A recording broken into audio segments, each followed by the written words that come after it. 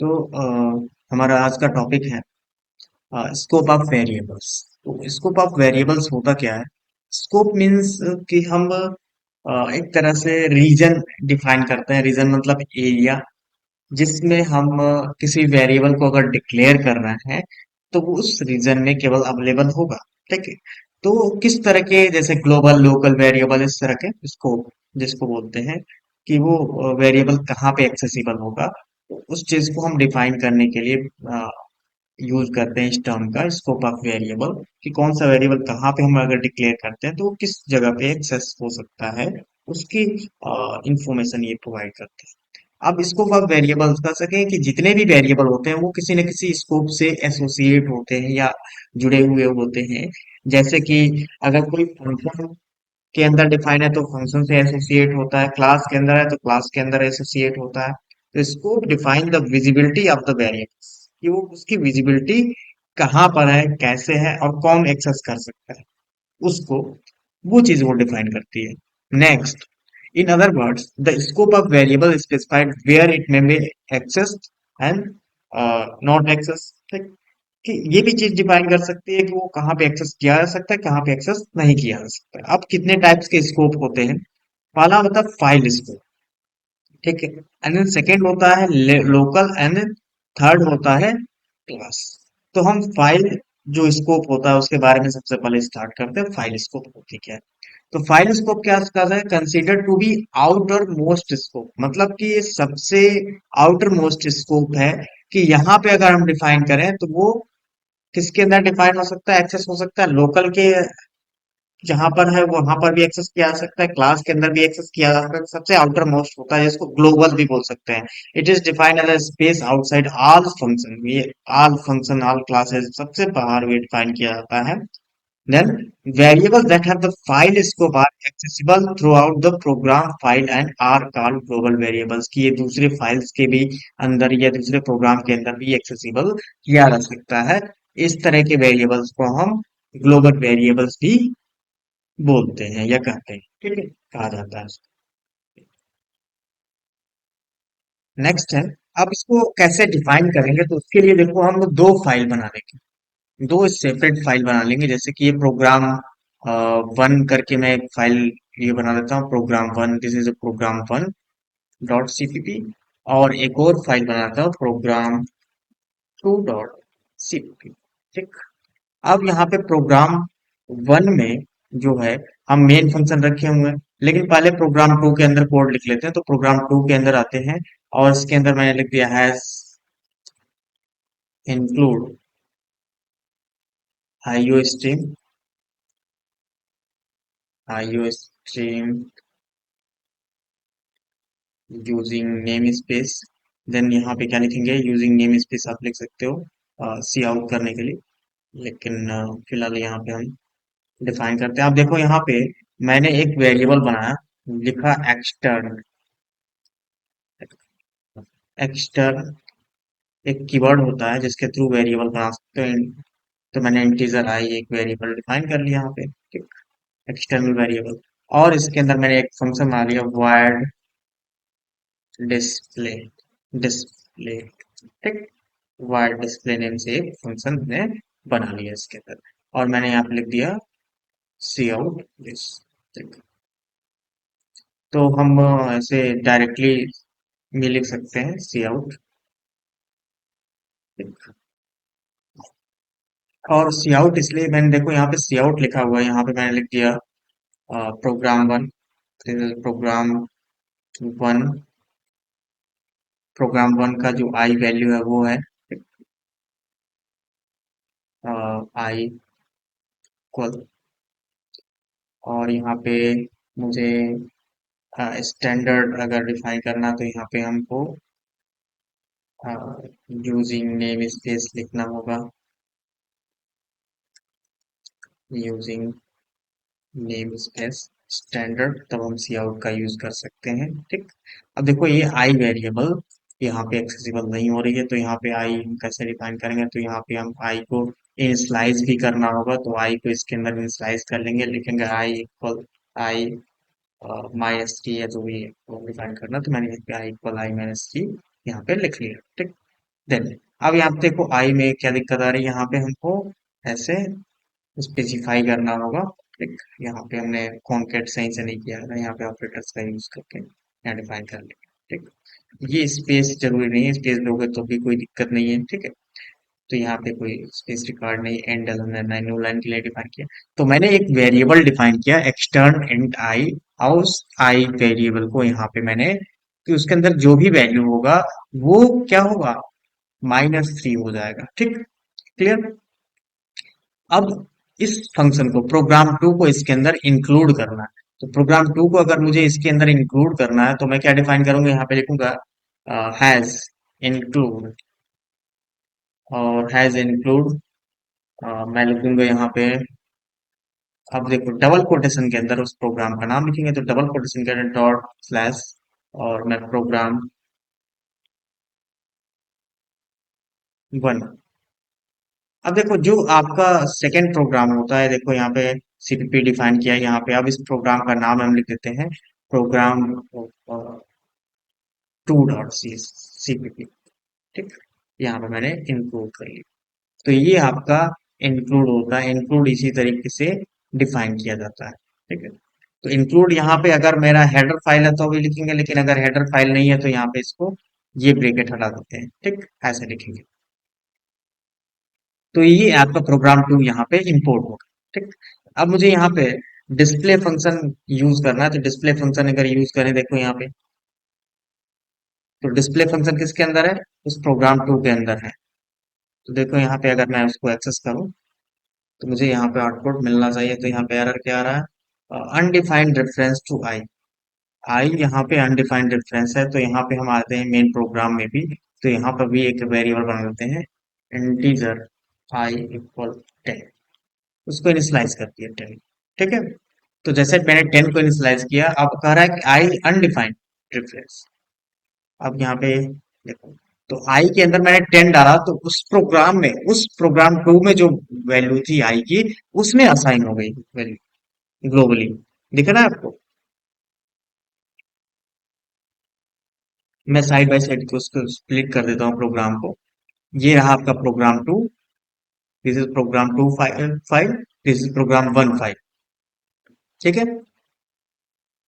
तो इसके अंदर मैं 10 डाला, तो ये 10 इसके अंदर इस एक्सटर्नल वेरिएबल के अंदर असाइन हो जाता है। और जब यहाँ पे मैंने कहा कि आई -3, तो यहाँ पे क्या होगा, -3 होकर के उसकी वैल्यू क्या कर रहा है, आउटपुट आपका 10 दे रहा है।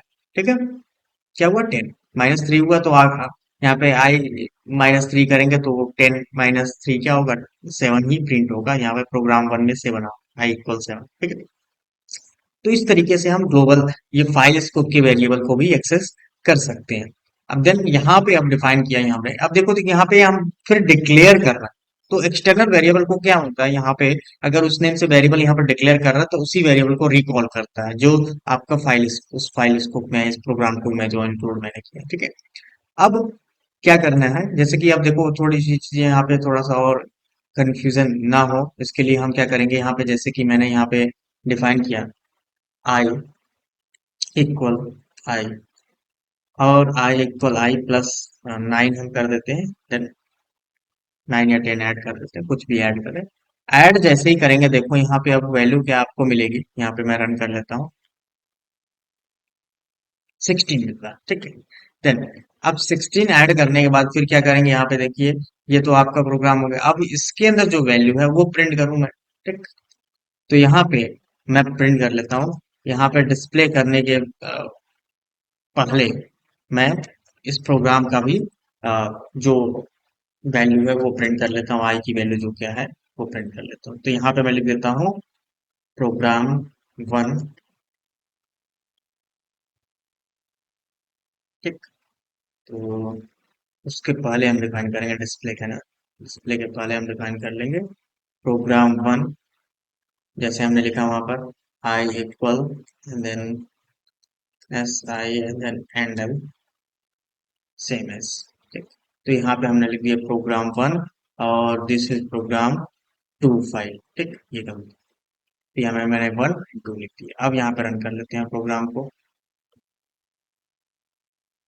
ठीक, तो देखो यहाँ पे प्रोग्राम वन में 19 हो गया। ठीक, तो प्रोग्राम वन में 19 और इसमें 16 हो गया। तो जब डिस्प्ले फंक्शन होगा तो ये 19 से वो क्या करेगा, उसको 10 है प्लस 9 हुआ 19 हुआ, और डिस्प्ले फंक्शन उसमें तीन क्या कर रहा है, डिडक्ट कर दे रहा है उसमें से। तो अगर तीन डिडक्ट हो जाएगा तो आपका क्या होगा इस तरीके से कि ये अलग फाइल है, ये अलग क्लास है, सॉरी फंक्शन है जो सेम सेपरेट फाइल के अंदर बनी हुई है। वो इस वेरिएबल को एक्सेस कर रहा है और ये भी इस वेरिएबल को एक्सेस कर रहा है। तो इस तरह के वेरिएबल्स को हम क्या बोल सकते हैं, ग्लोबल वेरिएबल। तो यहाँ पे देख सकते हैं जो डिफाइन किया गया है ये आपका अलग था है। तो global variable can be also referred as extern. Extern keyword से हम उसको रेफर करते हैं, ठीक, जो डिफाइन हमने किया फाइल वन में। To access the I from the another file J1, it should be referred as extern in a J2। तो उसको J2 में रेफर करना पड़ता है और यहाँ पे डिक्लेयर करना पड़ता है। उसको डायरेक्टली एक्सेस नहीं कर सकते, तो यहाँ पे डिक्लेयर करके तब एक्सेस किया गया। तो जब डिक्लेयर करेगा तो वही आई वेरिएबल क्या होगा, यहाँ पे फिर दोबारा रीडिक्लेयर होगा और डिफाइन होगा, ठीक है। तो ऑन कंपाइलेशन एग्जीक्यूशन जो आपका प्रोग्राम वन है और वो आई वैल्यू, और जो प्रोग्राम टू है वो आई वैल्यू की आउटपुट आपको 99 16 आएगा, ठीक है। तो ये समझ में आ गया कि हम किसी भी दूसरे प्रोग्राम की वेरिएबल को, फंक्शंस को भी एक्सेस कर सकते हैं। कि हमें फंक्शन मैंने एक्सेस कर लिया कि इसमें ये फाइल के अंदर ये डिस्प्ले फंक्शन है जो हम एक्सेस कर रहे हैं, वेरिएबल को भी एक्सेस कर रहे हैं। तो वेरिएबल एक तरह से क्या होगा, फाइल स्कोप हो गया। फाइल का मतलब कि एक फाइल से दूसरे फाइल में उस वेरिएबल को हम एक्सेस कर सकते हैं। अब आते हैं local.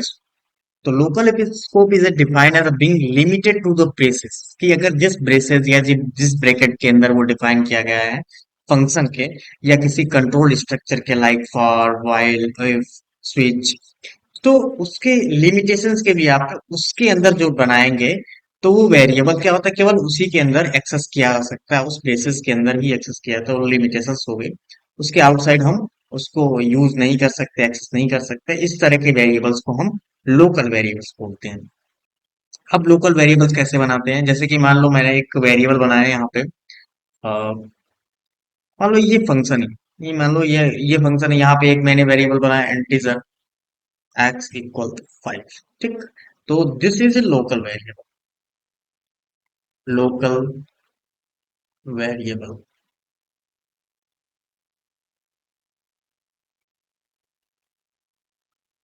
This is a local variable, okay. तो ये लोकल वेरिएबल है।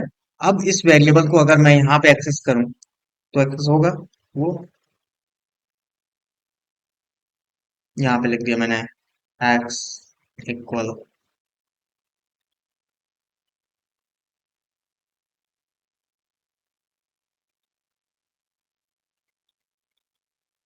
तो एक्सेस होगा, दूसरे फाइल में भी एक्सेस नहीं होगा। अगर मैं इसके अंदर कोई और फंक्शन बनाऊं तो उसके अंदर भी एक्सेस नहीं होगा। जैसे मैंने लिख दिया wired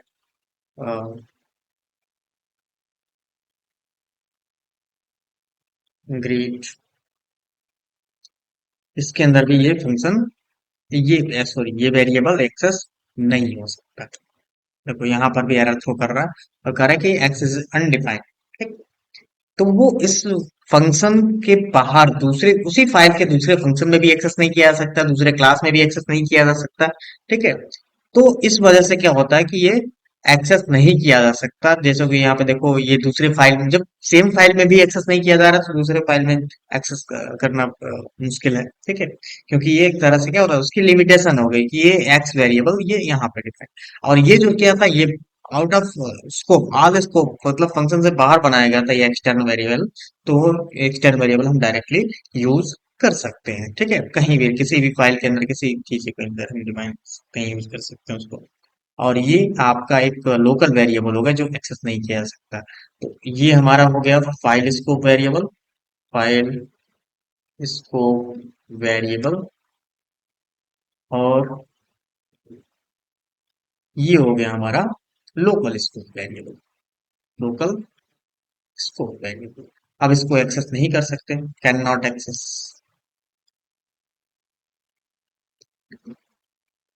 access local variable x.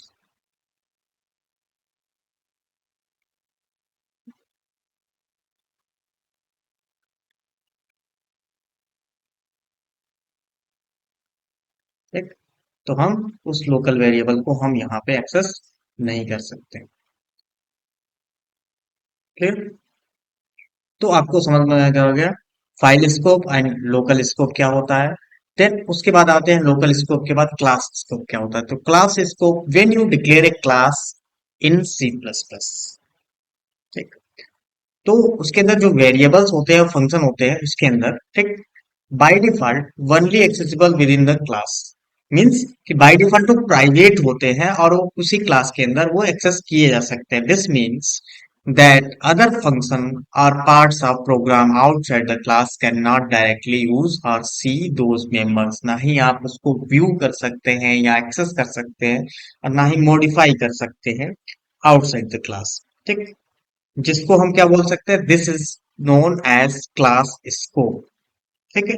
Class scope variable या क्लास वेरिएबल बोल सकते हो, where the visibility and accessibility of the members are limited to the class itself. ठीक। Then, अब कह सकते हैं तो सी प्लस प्लस क्या करता है, allow you to decide which member should be accessible outside the class by marking member as a public. You make it accessible to other parts of the program. तो हम उसमें पब्लिक प्राइवेट इस तरीके से चीजें डिफाइन करते हैं अपने रिक्वायरमेंट के हिसाब से। मान लो अभी इसको मैं हटा देता हूँ। अब मान लो मैंने एक क्लास बनाया है यहाँ पे, दिस इज क्लास, और क्लास मैंने यहाँ पे डिफाइन कर दिया है। यहाँ पे क्लास सिंपल क्लास बनाता हूँ, यहाँ पे मैंने लिख दिया एम्प्लॉय। ठीक।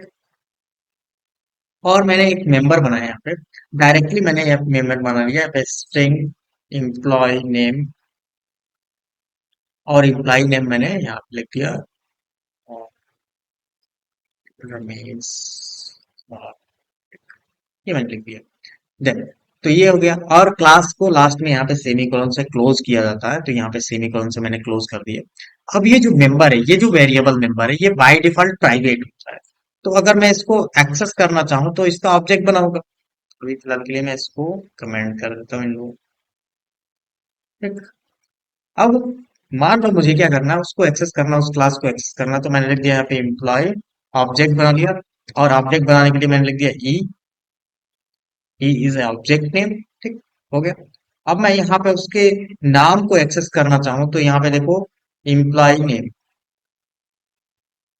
ई dot E M P name. तो यहाँ पे देखिए एरर थ्रो करेगा, और एरर थ्रो करेगा कि डिक्लेयर्ड एट लाइन। ठीक। तो यहाँ पे क्या आ रहा है, इज इनएक्सेसिबल। क्या लिखा हुआ है, इज इनएक्सेसिबल, कि ये आपका एक्सेसिबल नहीं है। क्यों एक्सेसिबल नहीं है, क्योंकि ये private member by default is a private member. Private member. अब इसको, इस प्राइवेट मेंबर को पब्लिक बनाना है तो यहाँ पे क्या लिख दिया जाता है, पब्लिक। अब ये क्या हो गया, पब्लिक मेंबर है, तब इसको हम एक्सेस कर सकते हैं। अब इसको एक्सेस कर सकते हैं, आप रन करो यहाँ पे, तो मुझे आउटपुट क्या मिलेगा यहाँ पे, रमेश कुमार। ठीक है। यहाँ पे क्लियरली आपको दिख रहा होगा रमेश कुमार। तो ये आपका पब्लिक हो गया, और इसको हम एक्सेस कर सकते हैं। तो इसको हम अपने रिक्वायरमेंट के हिसाब से तीन मॉडिफायर्स होते हैं, एक्सेस मॉडिफायर्स होते हैं, public private and protected. Protected जो है इनहेरिटेंस में मोस्टली यूज किया जाता है, जो हम आगे पढ़ेंगे। ठीक। देखिए यहाँ पे पब्लिक का मतलब होता है कि वो आउटसाइड भी एक्सेस कर लिया जाता है, लेकिन उस क्लास वेरिएबल ही बोलेंगे, क्लास का वेरिएबल हो। देन, और क्यों क्लास का वेरिएबल हम बोलेंगे, क्योंकि हम क्लास के ऑब्जेक्ट के थ्रू एक्सेस करेंगे। अगर स्टैटिक वेरिएबल है तो हम क्लास के नेम से एक्सेस करेंगे, मतलब बिना क्लास के रेफरेंस दिए उसको हम यूज नहीं कर सकते। या तो क्लास का ऑब्जेक्ट यूज कीजिए अगर नॉन स्टैटिक है, अगर स्टैटिक वेरिएबल है तो उसके क्लास के नेम से एक्सेस करना होगा। क्यों, क्योंकि वो क्लास से एसोसिएटेड है, आपका जो वेरिएबल है क्लास के अंदर, क्लास स्कोप में बनाया गया है। ठीक है। तो इस तरह के वेरिएबल को हम क्या बोल सकते हैं, क्लास वेरिएबल। ओके। तो ये हो गया हमारा क्लास वेरिएबल। और इसमें जो आपने डिफाइन किया था वो बन गया file scope variable. This is local scope variable. तो लोकल स्कोप वेरिएबल हम केवल फंक्शन के अंदर लोकल वेरिएबल नहीं बना सकते, फॉर लूप के अंदर भी बना सकते हैं। एंड फॉर लूप के साथ साथ हम किसके अंदर डिफाइन कर सकते हैं, वाइल लूप के अंदर भी डिफाइन कर सकते हैं। अब एक एग्जांपल आपको डिफाइन कर दूं, अगर फॉर लूप या और भी चीजें डिफाइन करनी है, जैसे कि मान लो आपने एक फॉर लूप बनाया, यहाँ पे मैंने फॉर लूप बनाया। ठीक। और इसके अंदर मैंने यहाँ पे एक वेरिएबल डिफाइन किया इंटीजर आई, और मैंने यहाँ पे लिख दिया 5 टाइम्स, मैं ये डिफाइन कर रहा हूँ, ठीक। और यहाँ पे मैं सी आउट कर रहा हूँ आई, एंटर।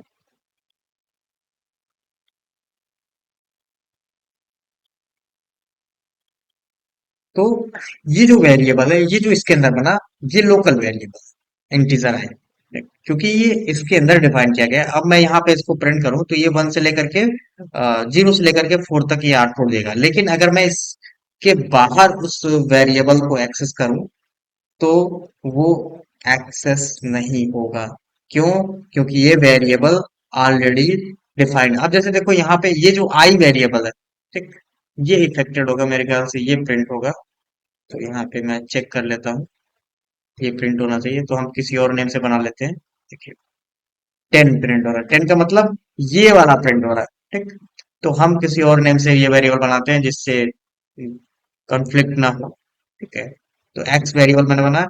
अब एक्स नेम से कोई और वेरिएबल नहीं है, चलिए ठीक है। अब यहाँ पे मैंने यहाँ पे एक्स डिफाइन किया, और यहाँ पर भी क्या लिखा, एक्स। अब देखो एक्स, अभी मैं इसको डिफाइन करता हूँ, अभी रन करते हैं, तो देखिए यहाँ पे आपका नंबरिंग 0 से 1 तक यहाँ पे हो जाएगा। यहाँ पर भी मुझे करना था एक्स, ठीक है। अब रन करते हैं, एक्स प्लस प्लस करना था, इसको हम क्लोज करते हैं, क्लोज, एंटर। तो 0 से लेकर के 4 तक यहाँ पे आउटपुट आपको मिल जाएगा, ठीक। लेकिन अगर इसी वेरिएबल को हम क्लास फंक्शन लूप के बाहर अगर एक्सेस करेंगे तो ये देखो क्या लिख कर क्या रहा है, अनडिफाइंड, ठीक है। अनडिफाइंड लिख करके आ रहा है, मतलब इसके बाहर हम इसको यूज नहीं कर सकते। तो यहाँ पे ये जो वेरिएबल है, ये भी क्या है, लोकल वेरिएबल। तो लोकल वेरिएबल कहाँ कहाँ हो सकता है? फंक्शन के अंदर हो सकता है। और फंक्शन के अंदर दो तरह के वेरिएबल होते हैं, एक फंक्शन के बॉडी के अंदर डिफिनीशन के अंदर बनाई जाती है। अब देखो ये फॉर के अंदर यहाँ पर भी वेरिएबल बना तो आपका ये लोकल वेरिएबल बोला जाएगा। यहाँ पर भी अगर कोई वेरिएबल बनाया, जैसे मैंने लिख दिया इंटीजर एज, ठीक, तो ये भी क्या है, लोकल वेरिएबल माना जाएगा, मतलब करली ब्रेसेस के अंदर है तो ये लोकल वेरिएबल माना जाएगा, ठीक है। और कोई फंक्शन है, अगर मान लो आपने कोई फंक्शन बनाया, जैसे मैंने लिखा void add, ठीक, तो इसके अंदर जो वेरिएबल बना जैसे इंटीजर ए बी, तो ये जो वेरिएबल्स हैं इनको भी क्या बोला जाएगा, लोकल वेरिएबल बोला जाएगा, ठीक। अगर आपने पैरामीटर बनाया है तो पैरामीटर भी एक तरह के लोकल वेरिएबल क्या होते हैं, माने जाते हैं, ठीक। क्लियर? तो ये लोकल वेरिएबल हो गए, ओके। तो पैरामीटर भी एक लोकल वेरिएबल माना जाते हैं, और इसके अंदर भी बनाएंगे तो वो भी लोकल वेरिएबल ही माने जाएंगे, कि जो फंक्शन के अंदर ही यूज किए जाएंगे, उससे बाहर यूज नहीं किए जा सकते हैं, ठीक है। तो इस तरीके से हम ये डिफाइन कर सकते हैं कि हम जिस स्कोप में डिफाइन करते हैं वो स्कोप, उस स्कोप से वो बाहर एक्सेस नहीं हो सकता। लेकिन सबसे आउटर मोस्ट स्कोप क्या होता है, फाइल स्कोप होता है। उसके बाद क्या होता है, आपका क्लास स्कोप होता है, देन लोकल स्कोप होता है, ठीक है। तो 3 तरह के स्कोप होते हैं जो हम डिक्लेयर कर सकते हैं वेरिएबल्स की एक्सेसिबिलिटी के भी पे जैसी रिक्वायरमेंट होगी उस तरह के हम एक्सेस वाले वेरिएबल बनाएंगे। अगर मुझे ग्लोबल वेरिएबल चाहिए तो मैं फाइल स्कोप वेरिएबल बनाऊंगा। अगर मुझे क्लास वेरिएबल चाहिए तो क्लास के अंदर वेरिएबल डिफाइन करूंगा। अगर मुझे चाहिए कि केवल उस वेरिएबल की यूजिबिलिटी केवल एक फंक्शन तक ही लिमिटेशन रखनी है तो केवल फंक्शन के अंदर उस वेरिएबल को बनाएंगे। कभी कभी क्या होता है कि हमको उस वेरिएबल को केवल लूप के अंदर ही चाहिए होता है, तो उस वेरिएबल को केवल लूप के अंदर ही डिफाइन करते हैं, और लूप जैसे ही फिनिश होता है तो उसका यूज खत्म हो जाता है, तो उसका कह सके लिमिटेशन भी बाहर एक्सेस नहीं हो सकता, उसकी लिमिटेशन वहीं पे खत्म हो जाती है, ठीक है। तो इस तरीके से हम इन सब वेरिएबल्स के स्कोप को डिफाइन कर सकते हैं, ओके।